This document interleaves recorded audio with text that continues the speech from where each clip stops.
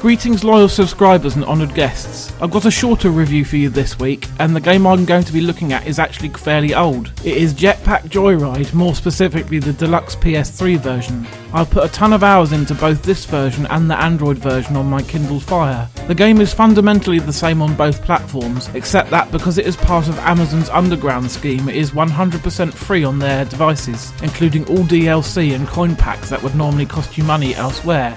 You may think that this is a good thing, but when infinite coins are so easy to obtain, you can pretty much break the game for yourself and render it pretty pointless. So if you have the willpower, I would recommend not touching any of the free stuff at all, or if you know that you won't be able to manage that, spend the paltry $139 asking price for the PS3 version and earn everything properly with the in-game currency.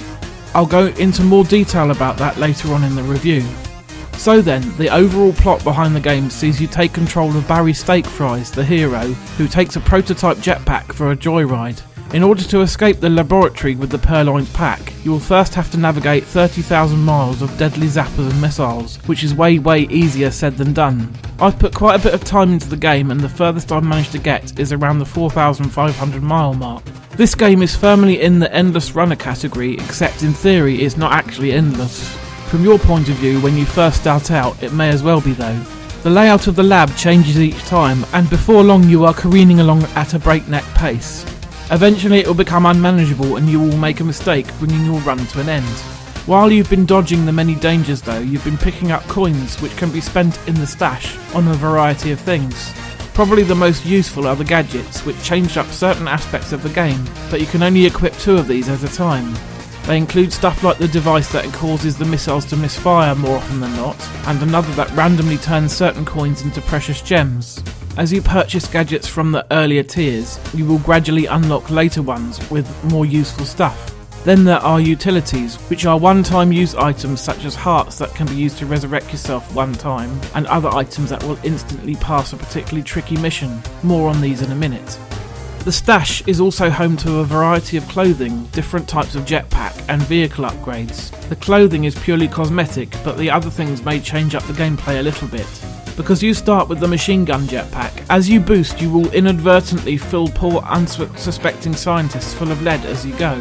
Most of the time that's perfectly fine, but sometimes you may have a mission not to harm any scientists on a run. By changing the jetpack you've got equipped to a steam-powered one, for example, you can make it much easier to avoid scientist slaughter. You still need to avoid crashing into them of course, but that's pretty straightforward if you have decent throttle control. During a typical run through the lab you will find randomly placed vehicle icons, which will let you go on a rampage in a robot suit called Lil Stomper, or a mechanical dragon called Mr. Cuddles, for example. The upgrades mostly give you different skins to equip, but you can also buy magnet upgrades which will then attract precious coins to you. Very useful indeed. The items in the stash will go on sale periodically and new items may appear from time to time. Some of them, like the sleigh and the Santa outfit, are seasonal and available for a limited time only. Others cost real money if you want them straight away, or if you are patient you can get them for free if you wait for about 15 days. The missions are part of what makes playing Jetpack Joyride so addictive. Usually you will have 3 assigned to you at any one time, and they include things like high-fiving a certain amount of scientists, having a near miss with a certain number of missiles, or gathering a certain number of coins. Sometimes your target will be fairly high, but can be spread over as many runs as you need in order to complete it, for example 5,000 coins. Other targets may be good for just one run, and so are a bit trickier to get. Each mission has a star value of 1 to 3, and these stars contribute towards your level. Every time you level up you get a bonus in coins. Once you get to level 15 you will have finished that set of missions, but that's not the end. You are then rewarded a medal and the whole process starts again. There are many different mission types and they are randomised, so the chances of you getting the exact same ones again are pretty remote. There are 175 medals, so if you want to get all of them it will take you a long time indeed.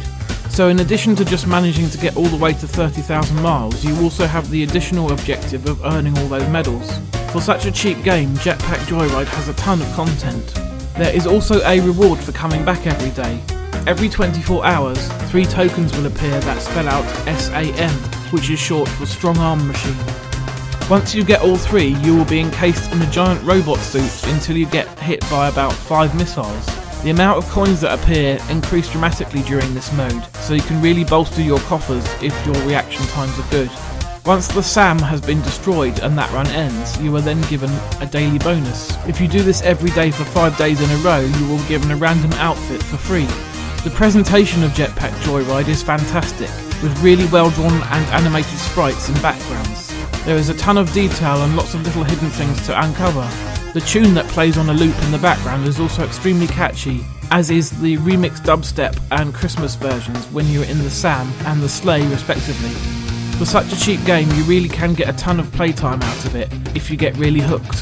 While there are items that are on sale for real money in the stash, you are always given ways to obtain them for free if you just wait or save up the required number of coins. So the microtransactions are not evil in that regard like they can be in other games. The great thing about the PlayStation version is not only can you play it on your big screen TV via the PS3, you can also play it on your Vita if you happen to own one with cross-save. The special Back to the Future content may be missing on the Sony consoles from what I can tell at any rate, but the base game is still great fun without it. If you've never played it before, I urge you to download Jetpack Joyride on whatever compatible platform you own, and prepare to be addicted.